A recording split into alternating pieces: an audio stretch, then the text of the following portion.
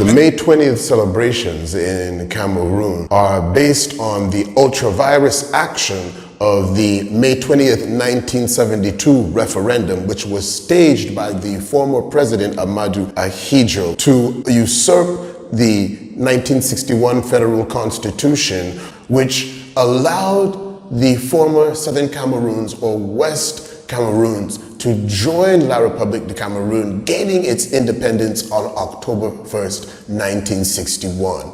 Article 47.1 of the Federal Constitution, which allowed this union to form, in which there was two states that came together to form a federal republic. The Constitution guaranteed, specifically in Article 47.1, that the unity and integrity of the Constitution could not be challenged. So it therefore became necessary that Amadou Ahidjo, acting as the puppet of France, you see this neo-colonial influence from France, had to create a president based on universal suffrage, assuming that the people, le choix du peuple, essentially, as they say, I'm sure my accent is not perfect, but you get the notion, would therefore override the Constitution. And when you look at this and you see the outcome of the conflict that has now risen since 2017, and the world has turned its back on it, with French's influence in the media over AFP, of course. You know that this is not going to be really focused on in the international media. A silent civil war has been going between armed groups and military, and the total destabilization has caused the displacement of thousands of people and children to not go to school now for over 5 years. It's turning gradually into a stale humanitarian crisis. My concern is not to come and advance an opinion which seems to claim that I know the solution, but all I am trying to do is propose that if we are to speak in terms of law, to speak in terms of what is right, and we look at a constitution as a contract between two parties, here two entities, two states, two countries, the breach of Article 47.1, therefore, by the May 20th, 1972 referendum, was ultra-virus. And this means that it never had any authority or jurisprudence to change the Constitution in the first place. This, therefore, means that the United Republic, which was created, and any form of governance since that time, has actually been acting in violation of the original contract in terms of the Union. In order to solve the conflict, therefore, in Southern Cameroons, in Cameroon right now, specifically, some people want to call it Ambazonia, but before it gets to that fact, we should acknowledge that we are a people who recognize constitutional order and law. And if it was La République du Cameroun which breached Article 47.1 of the Federal Constitution of 1961, we plead with the international community, which led us and supervised us into this union from a League of Nations mandate into a UN trusteeship, grant us audience to look at how this union, which was supervised up to that point, has been usurped in a clear violation of international law with the breaching of a constitution has taken place. This is something that simply needs to be looked at in the context of the facts and the history and the law which is in play. And if that is done, then the solution would be obvious, because granted this contract was breached by this other party, we do not insist on our right to claim that this contract must be terminated, because under law of contracts, that of course is the natural consequence. It becomes therefore the option of either or both parties to either terminate the contract or to amend its clauses such that it can guarantee its function of purpose and mission is maintained. The Federal Constitution was supposed to exist so that the British and French colonial heritages, which had bestowed upon these ethnic nations, which unfortunately had gone through this colonial turmoil, trauma, and invasion, would therefore not find clash. Granted, the two European heritages represented two separate European nations, which even on their continent would not be able to cohesively exist together within the framework of some form of a state, without there being a guarantee to the autonomy of the culture and the administrative structures and economic structures and the judicial structures and the social structures and the spiritual structures of the two and various parties. The federal constitution as a form of governance, not specifically because I would say that I'm a federalist, because I know this is what many people will be thinking as they're trying to listen to this solution to this problem in terms of some faction or some political interest. But even those people who want to create an Ambazonia, it's intriguing that their Ambazonia would be a federal republic of Ambazonia.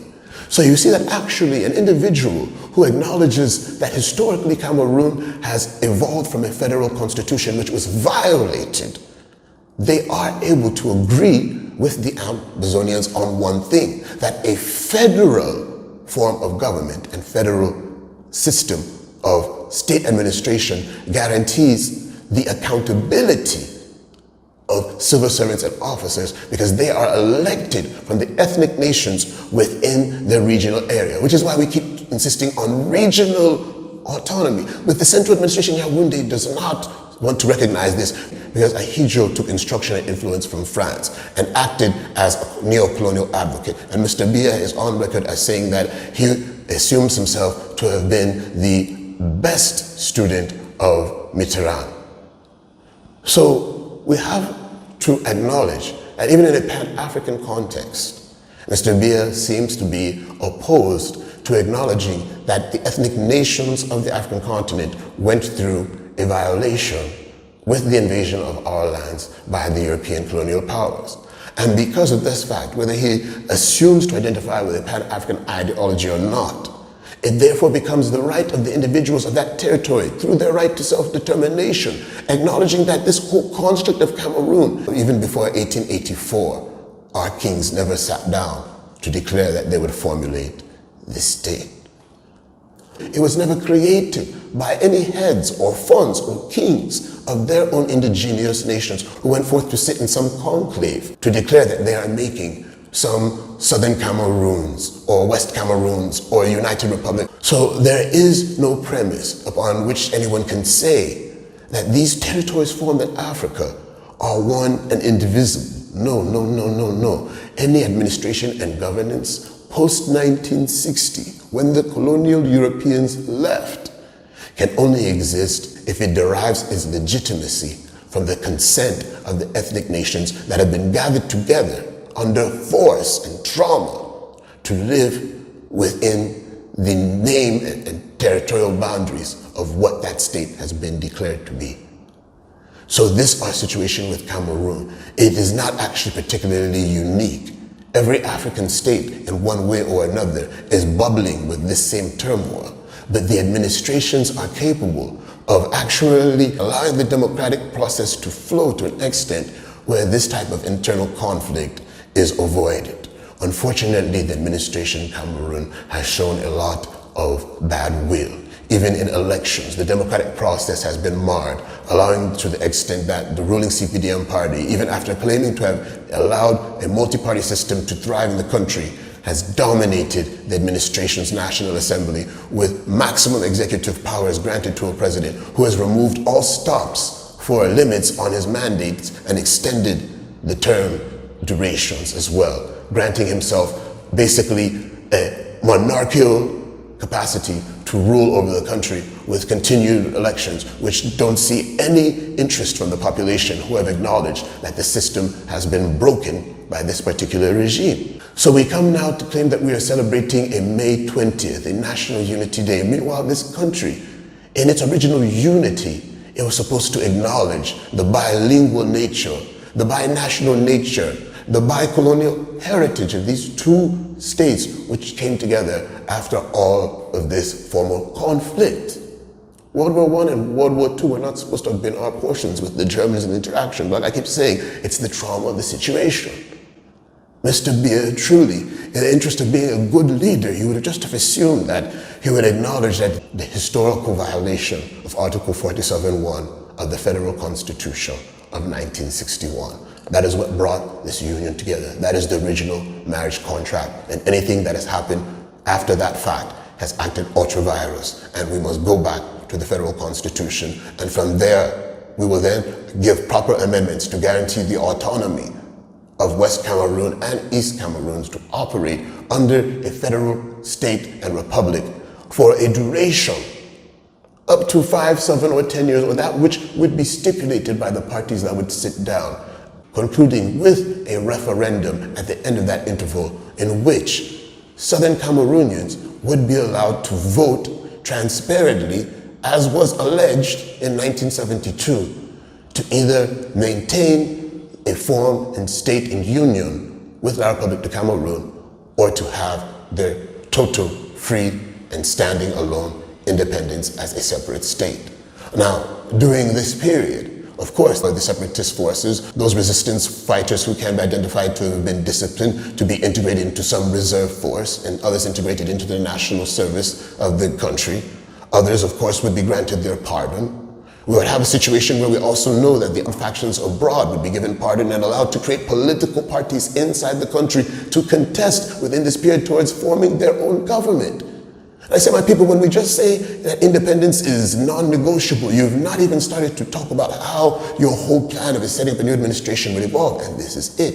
It will only be possible through acknowledgement of the Federal Republic and Constitution, through which, in also this duration, we would see La Republique given an opportunity to demonstrate that its form of governance can actually maintain the unity and integrity which was originally breached. Now, everyone would be given fair play. All of the various polarized factions would be able to be granted an opportunity to demonstrate their legitimacy. And of course, finally, the will of the people through self-determination would be allowed to be granted its play.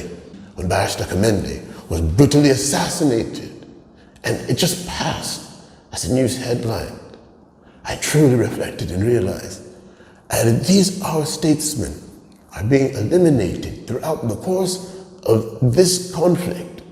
By the time they would claim that they'd be re-emerging to create stability, what form of a state are we truly going to have? It gets to the point where we have to be very realistic, honestly, and I think that that is the conflict that many people don't want to face.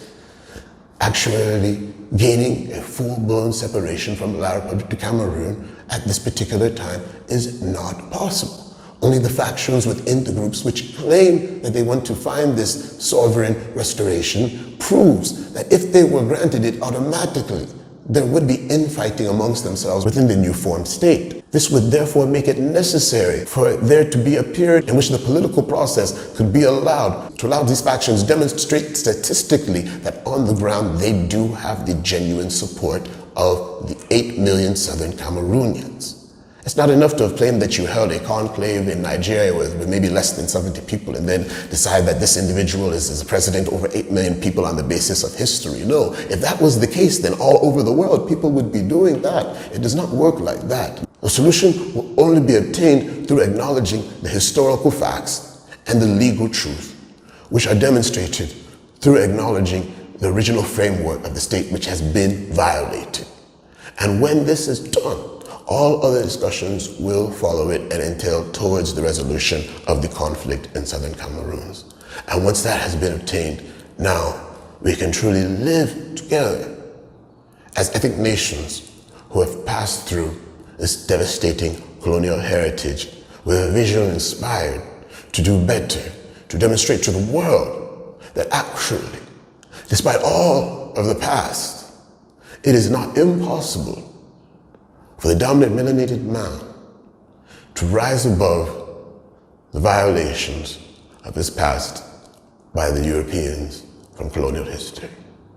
And that is where I wish to leave this discourse, looking back at the May 20th Unity Day celebrations in Cameroon, which denotes a violation specifically of the federal 1961 Constitution. My people, we have to speak on the facts, we have to speak on the truth, we have to acknowledge it for what it is. And what it is the Constitution disrespected, is the violation of the democratic process, and is your rights taken away from you. And I think that our administration has to look at this plainly and finally realize that the only solution is to follow the truth, because that is the highest law upon the earth.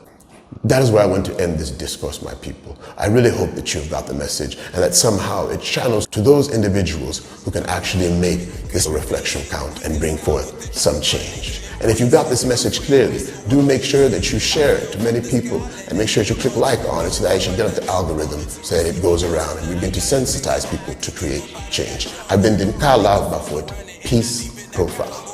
They label them a warrior, soldier from that third world, that third world, that third world. They label them a warrior, soldier from that third world, that third world, that third world. And I gotta remember the sufferings of my ancestors, passed down from generation with the curse they blessed us, cause I've been through it. Nkala! Nkala!